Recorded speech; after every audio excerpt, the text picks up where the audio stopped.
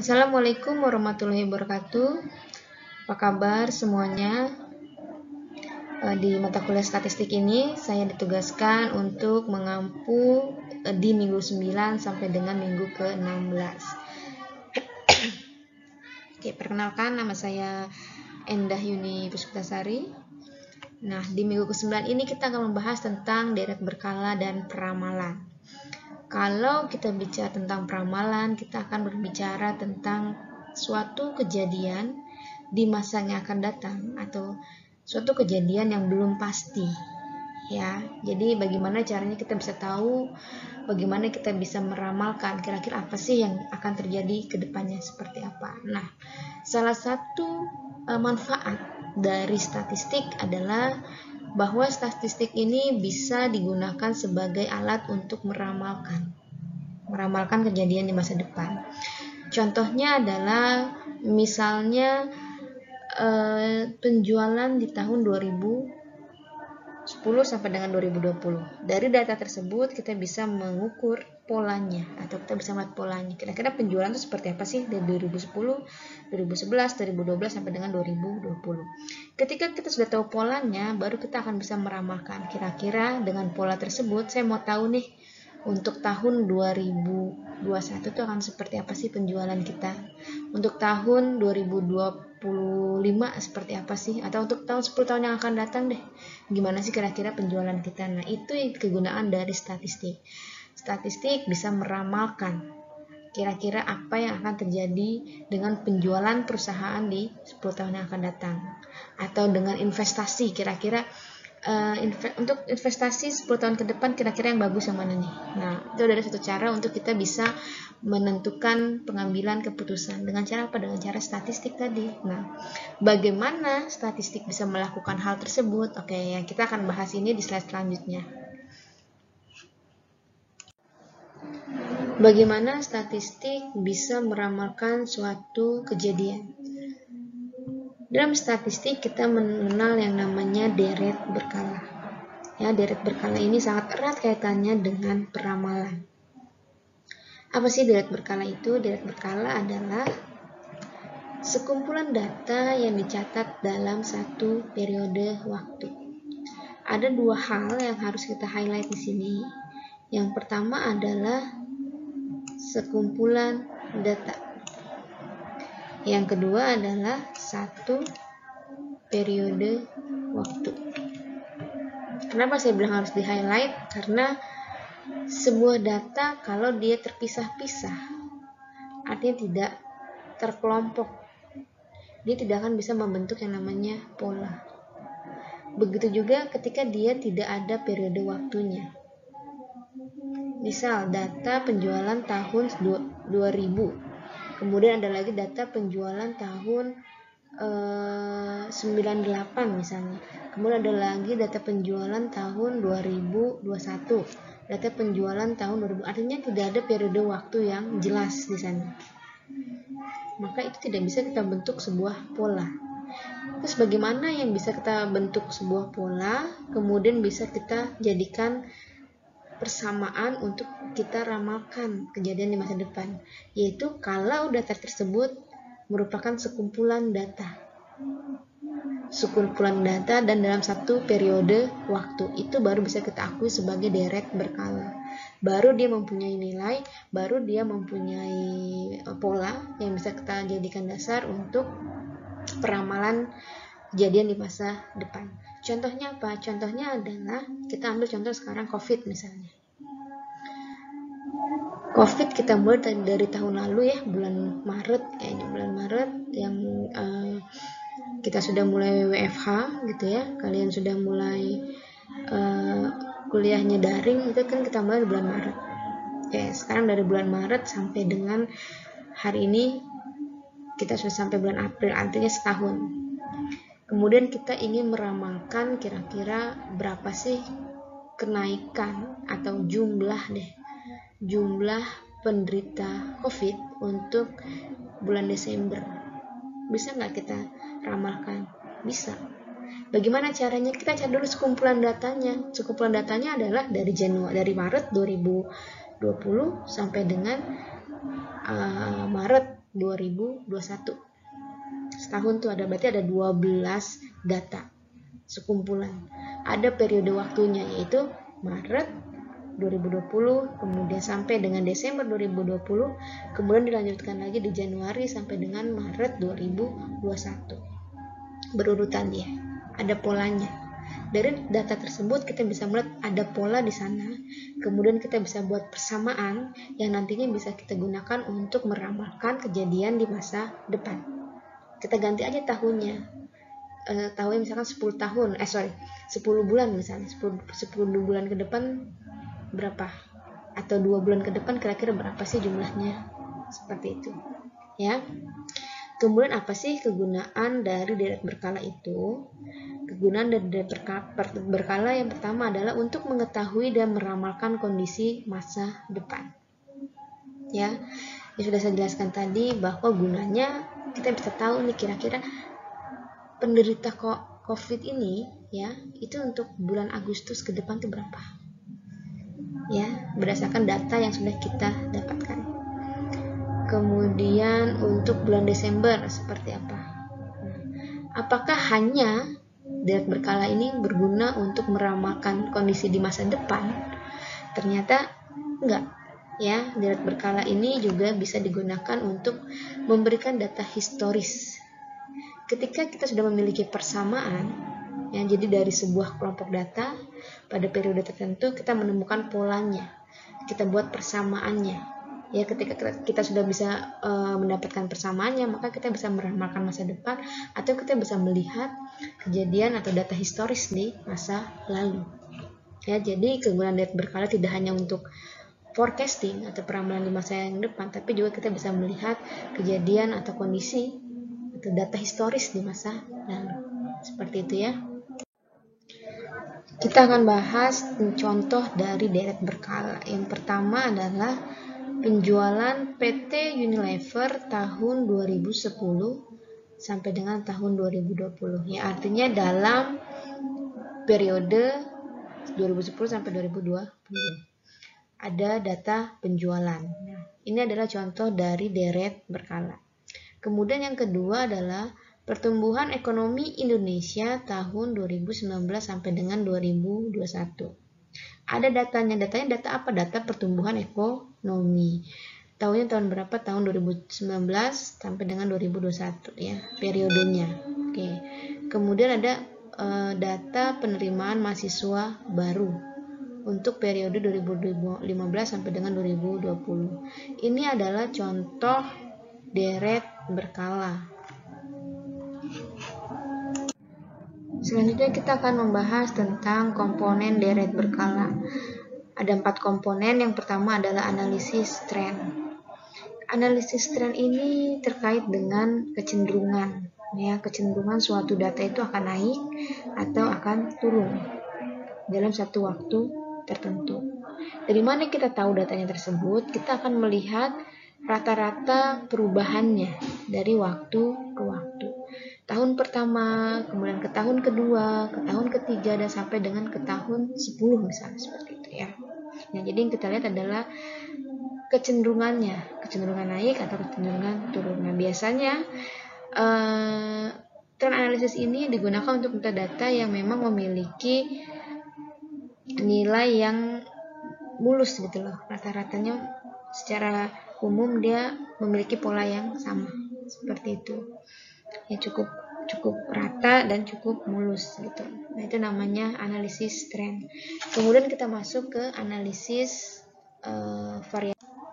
Kalau variasi musim ini dia lebih menjelaskan kepada fluktuasi dalam satu satuan waktu, misal bulanan atau triwulan atau caturulan, kemudian semesteran gitu ya, tahunan gitu. Nah, yang membedakan dari tren analisis tadi itu adalah bahwa kalau variasi musim ini mereka dikelompokkan dalam waktu tertentu, kemudian dibandingkan dengan tahun-tahun atau periode-periode berikutnya. Misalkan data penjualan triwulanan. Nah, di tahun 2019 15 misalnya 2015 berarti kan dia memiliki 4 data, triwulan 1, triwulan 2, dan triwulan 3 sampai dengan triwulan 4. Kemudian dibandingkan lagi dengan data berikutnya di tahun 2016. 2016 pun juga demikian, ada triwulan 1 sampai dengan triwulan 4. Kemudian variasi siklus. Nah, kalau variasi siklus ini dia merupakan yang kita lihat adalah periode naik atau turunnya dalam jangka waktu yang panjang. Nah, biasanya kalau siklus ini itu terkait dengan perubahan atau gelombang naik atau turun dalam suatu periode dan kemudian berulang lagi di periode berikutnya. Gitu ya. Misalkan ada suatu perubahan dari naik tiba-tiba ke turun, ya. Terus dan ternyata itu juga berlaku untuk periode berikutnya. Dia naik dulu, kemudian langsung turun lagi. Dan itu artinya ada yang namanya suatu gelombang naik dan ada juga gelombang turun yang kemudian akan berulang lagi di periode berikutnya. Nah, biasanya ini terjadi dalam jangka waktu yang panjang.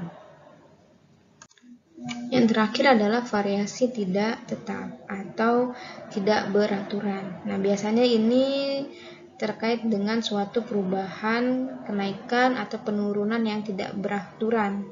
Tidak ada polanya, sulit dilihat polanya, baik itu dari sisi waktu maupun dari lamanya siklus. Nah, banyak penyebabnya yang menyebabkan bahwa perubahannya tidak beraturan, misalnya ada bencana alam atau ada krisis gitu ya, seperti itu. Oke, kita masuk ke analisis tren. Tren adalah suatu gerakan kecenderungan naik atau turun dalam jangka panjang yang diperoleh dari rata-rata perubahan dari waktu ke waktu dan nilainya cukup rata dan smooth, ya. Artinya tren ini dia adalah mengukur tingkat kecenderungannya naik atau kecenderungannya turun. Biasanya terjadi dalam jangka waktu yang panjang, dan kalaupun ada perubahan, biasanya itu adalah perubahan-perubahan yang relatif stabil perubahannya gitu ya.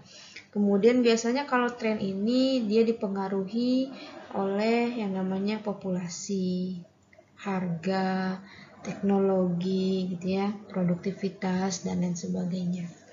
Ada 2 tren yang kita kenal. Yang pertama adalah tren positif dan yang kedua adalah tren negatif. Tren positif di sini adalah ketika kecenderungannya tren tersebut itu adalah meningkat atau naik kecenderungannya, itu disebut dengan tren positif. Yang kedua adalah tren negatif, yaitu tren yang kecenderungannya atau tingkat kecenderungannya itu dia menurun ya, atau turun. Nah, disebut negatif. Nanti kita akan bahas bagaimana sih bentuk grafiknya untuk tren positif dan tren negatif. Oke, selanjutnya kita masuk ke tren positif. Tren positif mempunyai kecenderungan nilai ramalan Y aksen meningkat dengan meningkatnya waktu X ya. Jadi nanti kalau kita bicara tentang nilai ramalan, maka simbolnya adalah Y aksen. Kemudian kalau ada X itu artinya waktu gitu ya.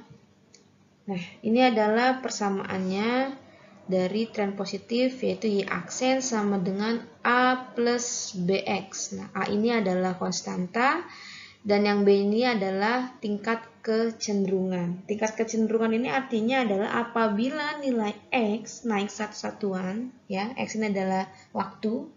Jika dia naik satu satuan, maka Y aksennya atau nilai ramalannya itu akan naik sebesar B satuan. Ya, artinya persamaannya adalah Y aksen sama dengan A plus BX, di mana A adalah konstanta dan B adalah tingkat kecenderungan. Persamaan ini berarti ketika X naik satu satuan, maka Y aksen atau nilai ramalannya akan naik sebesar B satuan. Tren positif ini biasanya disimbolkan dengan persamaan yang memiliki nilai positif di sini. Ya, itu berarti kalau dia persamaannya adalah positif, maka tren yang terjadi adalah tren positif atau kecenderungannya naik gitu ya. Lalu bagaimana dengan grafiknya? Bagaimana tingkat kemirikannya? Atau dulu biasa mungkin teman-teman masih ingat yang namanya gradient atau slope. Nah, bagaimana bentuk slope-nya? Bentuk slope-nya atau bentuk grafiknya adalah seperti ini. Ini adalah contoh grafik dari tren positif seperti ini. Ya, jadi dia itu naik dari bawah ke atas ya, kiri bawah ke kanan atas. Artinya adanya kenaikan nih di sini nih, dari bawah ke atas. Ya. Ini artinya dia berslope atau berkemiringan yang positif gitu ya, gradiennya positif. Contohnya. Oke, lanjut kita masuk ke tren negatif. Apakah tren negatif itu? Yaitu adalah tren yang mempunyai kecenderungan nilai ramalan atau y-aksen menurun dengan meningkatnya waktu X ya. Kemudian persamaannya seperti apa? Sama seperti tren positif, yaitu y-aksen sama dengan A min BX. Nah, di sini yang membedakan.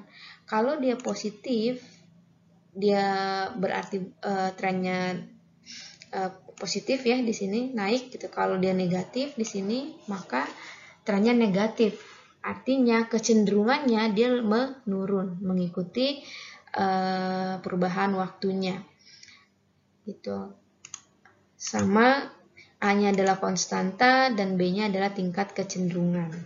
Ya, jadi apabila X naik gitu ya, maka Y aksen akan berubah sebesar B satuan seperti itu ya. Contohnya kalau tadi tren positif adalah dari bawah ke atas garisnya ya, kalau tren negatif ini contohnya itu dari kiri atas ke kanan bawah ya, dari kiri atas ke kanan bawah. Kalau yang positif tadi kan dari kiri bawah ke kanan atas ya, meningkat. Nah, kalau ini artinya dia menurun. Nah, gradiennya seperti ini ya, bentuk garisnya. Dari kiri atas ke kanan bawah seperti itu ya. Oke, selanjutnya metode analisis data. Ada 4. Yang pertama adalah semi rata-rata. Ini membahas terkait dengan membuat persamaan dengan menggunakan atau dengan mencari rata-rata dari kelompok data. Kemudian kalau kuadrat terkecil, intinya adalah kita mencari garis tren yang mempunyai jumlah terkecil dari kuadrat selisih data asli dan data pada garis tren ya. Jadi nanti kita akan mencari selisihnya. Nanti kita kuadratkan, itu namanya kuadrat terkecil. Kemudian kalau tren kuadratis, sebetulnya kalau kita lihat dari jangka pendek, dia kita bisa golongkan atau bisa sama atau mirip dengan pola linear. Tapi kalau kita panjangkan gitu ya, artinya jangka waktunya kita tambah gitu ya, kita buat lebih panjang periodenya, maka sebetulnya dia tidak masuk ke dalam pola linear. Dia masuknya ke dalam kuadratis ya, artinya dia bentuk parabola ya. Kalau zaman dulu teman-teman masih ingat ada persamaan A plus BX plus CX kuadrat. Nah, itu kan kalau ada CX kuadrat itu berarti dia berbentuknya parabola. Nah, makanya di sini nanti persamaan yang muncul pun akan ada koefisien C-nya. Gitu ya, itu namanya tren kuadratis. Kemudian tren eksponensial itu adalah tren atau persamaan yang memiliki pangkat ya. Eksponen itu kan artinya pangkat. Nah, nanti jadi persamaannya itu akan ada pangkat waktu ya, jadi pangkat X gitu ya. Nah, dari keempat metode ini saya minta teman-teman membuat 8 kelompok. 8 kelompok yang masing-masing metode ini akan dibahas oleh 2 kelompok gitu ya. Jadi 8 kelompok yang masing-masing metode itu nanti akan dibahas oleh 2 kelompok. Kalian silahkan buat video ya, video model bentuknya apa aja sekreatif kalian, dan saya yakin kalian lebih kreatif lah dari saya gitu ya, lebih milenial lah dari saya gitu. Jadinya kalian tahu kira-kira apa sih yang enak gitu ya untuk cara belajar yang enak dan mudah dipahami oleh kalian itu seperti apa, silahkan. Yang saya minta adalah dalam video tersebut kalian buatkan contoh soal, ya. Contoh soal silakan kalian ambil dari mana saja boleh, atau kalian mau ngambil data perusahaan real pun juga nggak masalah, silakan. Di dalam contoh soal tersebut saya minta teman-teman meramalkan untuk 2 tahun ke depan, ya, meramalkan 2 tahun ke depan. Artinya 2 tahunnya itu bebas. Misalkan kalian punya data misalkan asuransi nih, klaim asuransi gitu kan, pelanggan yang mengklaim asuransi misalnya di tahun 2005 sampai dengan 2015 misalnya gitu ya. Nah, kalian di dalam contoh soal tersebut kalian harus buat ramalan untuk 2 tahun. Misalnya tadi data tadi sampai berhenti di tahun 2015, silahkan kalian ramalkan untuk tahun 2017 dan 2020 misal. Atau kalian mau 2020 dan 2025, gitu silahkan. Jadi terserah tahunnya berapa aja, tapi saya minta 2 tahun. Gitu ya. Nah, kemudian tadi kan saya minta setiap metode ini dibahas oleh 2 kelompok. Nah, pembagiannya adalah yang kelompok pertama, contoh soal yang dibuat adalah contoh soal dengan data genap. Dan kelompok yang kedua itu menggunakan contoh soal dengan data ganjil. Data genap dan data ganjil apa maksudnya? Data genap ini maksudnya adalah jumlah data yang ada itu jumlahnya genap. Misal dari 2001 sampai 2010, data klaim asuransi dari 2001 sampai 2010. Itu kan jumlahnya genap, dari 1 sampai 10 itu genap. Nah, kelompok kedua dia menggunakan data yang ganjil, yaitu dari tahun 2001 sampai 2009 atau 2001 sampai dengan 2011. Terserah ya, yang penting dalam satu metode itu ada 2 data. Data ganjil dan data genap. Silahkan kalian bagi ke kelompoknya ya. Kemudian ada penyelesaiannya. Penyelesaiannya itu silahkan kalian tulis boleh dalam format PPT gitu ya. Penyelesaiannya nih, penyelesaian ada rumusnya. Misalnya K2, rata-rata K2 dikurang K1 dibagi dengan tahun dasar dikurangi tahun dasar, selisih tahun dasar gitu ya. Silakan kalian boleh buat itu di PPT, boleh buat itu di Excel, boleh, silakan untuk penyelesaian rumusnya. Tetapi untuk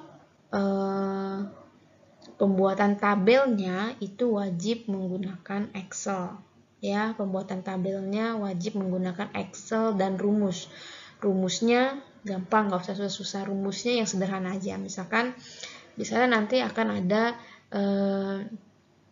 kolom yang berisikan X kali Y, ya, artinya kalian tinggal klik sama dengan kolom X dikalikan dengan kolom Y, terus kalian drag ke bawah gitu kan ya.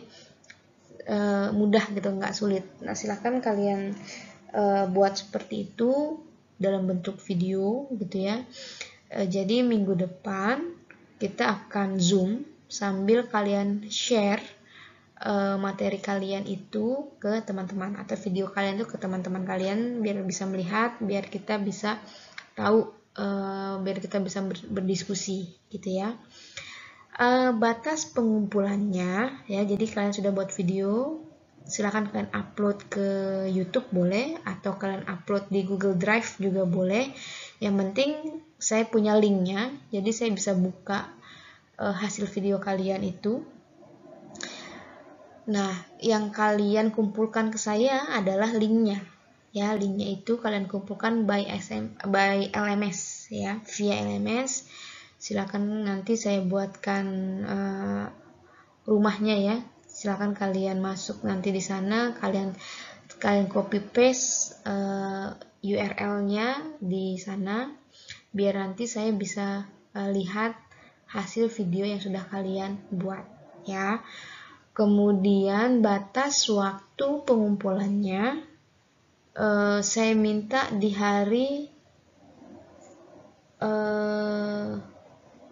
Senin ya, hari Senin jam 7 pagi. Batas waktu pengumpulannya hari Senin jam 7 pagi.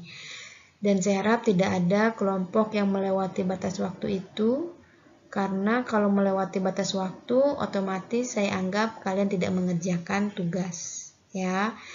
Kemudian kalau bisa sebelum waktu kalian sudah kumpulkan, gitu ya. Mungkin itu saja dari saya. Kalau memang ada pertanyaan silakan ditanyakan ke saya via WA boleh, ya. Kalau sudah punya grup, saya nggak tahu nih statistik ini sudah punya grup atau belum. Silakan ditanyakan di grup, gitu ya. Kalian invite saya untuk masuk ke grup juga silakan. Mungkin itu aja yang bisa saya sampaikan. Terima kasih untuk minggu ini. Materi kita sampai di sini. Kita ketemu lagi minggu depan via Zoom, ya. Terima kasih banyak. Mohon maaf kalau ada kesalahan dari saya. Saya akhiri. Wassalamualaikum warahmatullahi wabarakatuh.